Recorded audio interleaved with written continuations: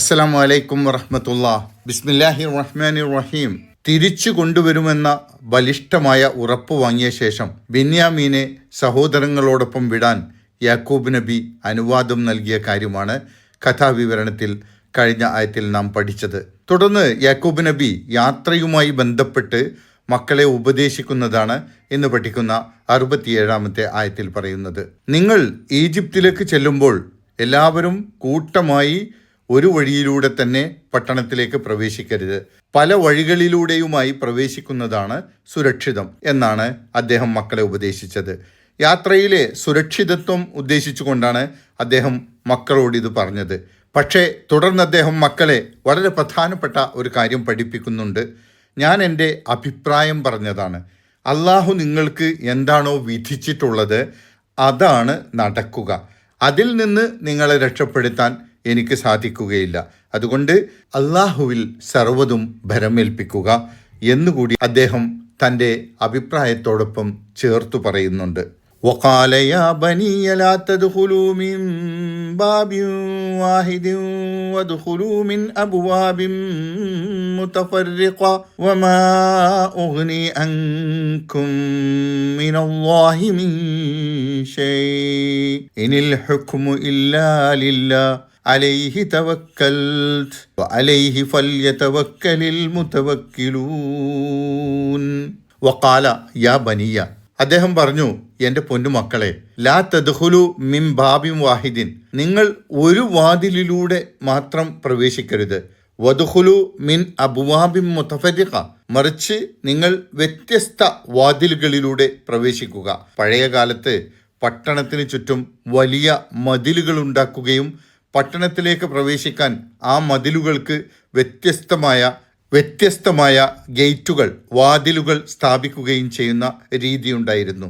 പട്ടണത്തിലേക്ക് പ്രവേശിക്കുമ്പോൾ സഹോദരങ്ങൾ എല്ലാവരും കൂടി ഒരു വാതിലിലൂടെ സാധനങ്ങളുമായി പ്രവേശിക്കരുതെന്ന് പറഞ്ഞത് കൊള്ളക്കാരിൽ നിന്നും രക്ഷപ്പെടുക തുടങ്ങിയ സുരക്ഷയാണ് യാക്കൂബ് നബി ഉദ്ദേശിച്ചതെന്ന് കരുതപ്പെടുന്നു. കുറേ ഭാണ്ഡങ്ങളുമായി എല്ലാവരും കൂടി ഒരുമിച്ച് പോകുമ്പോൾ കൊള്ളക്കാർ ആക്രമിക്കാൻ സാധ്യത കൂടുതലാണ്. കാരണം കൂടുതൽ സാധനങ്ങൾ അവരുടെ അടുക്കൽ ഉണ്ടാവുമല്ലോ. അന്നാണെങ്കിൽ വലിയ ക്ഷാമത്തിൻ്റെയും വറുതിയുടെയും കാലമായിരുന്നു. കൊള്ളക്കാർ അധികം ഉണ്ടാവുക ദാരിദ്ര്യമുള്ള കാലത്താണല്ലോ. കൊള്ളക്കാരാണെങ്കിൽ സമ്പത്ത് ആരുടെ കയ്യിലാണോ ഉള്ളതെന്ന് നിരീക്ഷിച്ചുകൊണ്ട് പട്ടണത്തെ ചുറ്റിപ്പറ്റിയാണ് ഉണ്ടാവുക. അതുകൊണ്ട് ഒറ്റക്കൊറ്റക്കായി നിങ്ങൾ ഓരോ വാതിലുകളിലൂടെ പ്രവേശിക്കുക. ഇനി കൊള്ളക്കാരാൽ ആക്രമിക്കപ്പെട്ടാൽ തന്നെ എല്ലാവരും ഒരുമിച്ച് ആപത്തിൽപ്പെടില്ലല്ലോ. ഇതാണ് യാക്കൂബ് നബി മക്കളെ ഇത്തരത്തിൽ ഉപദേശിക്കാൻ കാരണമെന്നാണ് അധികം വ്യാഖ്യാതാക്കളും വിവരിക്കുന്നത്.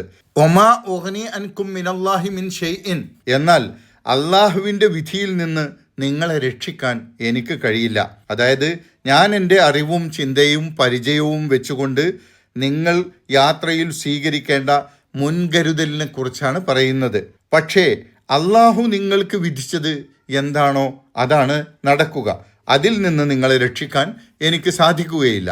വാചകത്തിൻ്റെ അർത്ഥം ഇങ്ങനെയാണ്: ഒമാ ഉഗ്നി അൻകും, ഞാൻ നിങ്ങളെ സ്വയം പര്യാപ്തരാക്കുകയില്ല, മിനല്ലാഹി, അള്ളാഹുവിൽ നിന്ന് എന്ന് പറഞ്ഞാൽ അള്ളാഹുവിൻ്റെ വിധിയിൽ നിന്ന് നിങ്ങളെ രക്ഷിക്കാൻ എനിക്ക് കഴിയില്ല എന്നർത്ഥം. ഇനിൽ ഹുക്കുമോ ഇല്ലാ ലില്ലാ, വിധി നിശ്ചയിക്കാനുള്ള അധികാരം അള്ളാഹുവിന് മാത്രമുള്ളതാണ്. കാര്യങ്ങൾ തീരുമാനിക്കാനും നടപ്പിലാക്കാനുമുള്ള പരമാധികാരം അള്ളാഹുവിന് മാത്രമാണ്. അതുകൊണ്ട് അലൈഹി തവക്കൽത്തു, ഞാൻ എല്ലാം അവനിൽ ഭരമേൽപ്പിക്കുന്നു. എല്ലാ കാര്യങ്ങളും ഞാൻ അള്ളാഹുവിൽ ഭരമേൽപ്പിക്കുകയാണ് ചെയ്യുക. ഇവിടെ ശ്രദ്ധിക്കേണ്ട കാര്യം, ഒക്കെ അള്ളാഹുവിൻ്റെ വിധിയല്ലേ, അതുകൊണ്ട് ഞാനൊന്നും ചെയ്യുന്നില്ലേ, അള്ളാഹുവിൻ്റെ വിധിയല്ലേ, ഞാൻ എന്ത് ചെയ്തിട്ടെന്താ, അള്ളാഹുവിൻ്റെ വിധിയല്ലേ നടപ്പാവുക, പിന്നെ ഞാൻ എന്തെങ്കിലും ചെയ്തിട്ട് വല്ല കാര്യവുമുണ്ടോ, അതുകൊണ്ട് ഞാൻ വെറുതെ ഇരിക്കുകയാണ് എന്ന് പറയുകയല്ല യാക്കൂബ് നബി ചെയ്തത്. അദ്ദേഹത്തിൻ്റെ അറിവും കഴിവും പരിചയവും അനുസരിച്ച് ആവശ്യമായ കരുതൽ എടുത്ത ശേഷം കാര്യങ്ങൾ അള്ളാഹുവിൽ ഭരമേൽപ്പിക്കാനാണ് പറയുന്നത്. അങ്ങനെയാണ് സത്യവിശ്വാസികൾ ചെയ്യുക. ആവശ്യമായ ആസൂത്രണങ്ങൾ ചെയ്യൽ നിർബന്ധമാണ്. പക്ഷേ ആ ആസൂത്രണങ്ങളൊന്നും വിജയിക്കണമെന്നില്ല. അള്ളാഹുവിൻ്റെ തീരുമാനം നമ്മുടെ ആസൂത്രണങ്ങൾക്ക് അനുകൂലമല്ലെങ്കിൽ എന്ന് ഉറച്ചു വിശ്വസിക്കണം. അള്ളാഹുവിൽ തവക്കുൽ ചെയ്യുകയും വേണം. തൻ്റെ രക്ഷയ്ക്കു വേണ്ടി അള്ളാഹുവിനോട് പ്രാർത്ഥിക്കുകയും വേണം. വ അലൈഹി ഫല്യതവക്കലിൽ മുതവക്കിലൂൻ. ആയതിനാൽ ഭരമേൽപ്പിക്കേണ്ടവർ അവനിൽ തന്നെ ഭരമേൽപ്പിക്കട്ടെ. പ്രാർത്ഥനയോടുകൂടി അള്ളാഹുവിൽ ഭരമേൽപ്പിക്കുക കൂടി ചെയ്യുക എന്നതാണ് യാക്കൂബ് നബി മക്കൾക്ക് നൽകിയ ഉപദേശം. അള്ളാഹു സുബ്ഹാനഹു വ തആല നമ്മെ അനുഗ്രഹിക്കുമാറാകട്ടെ. അസ്സലാമു അലൈക്കും വറഹ്മത്തുള്ളാഹി വബറകാതുഹു.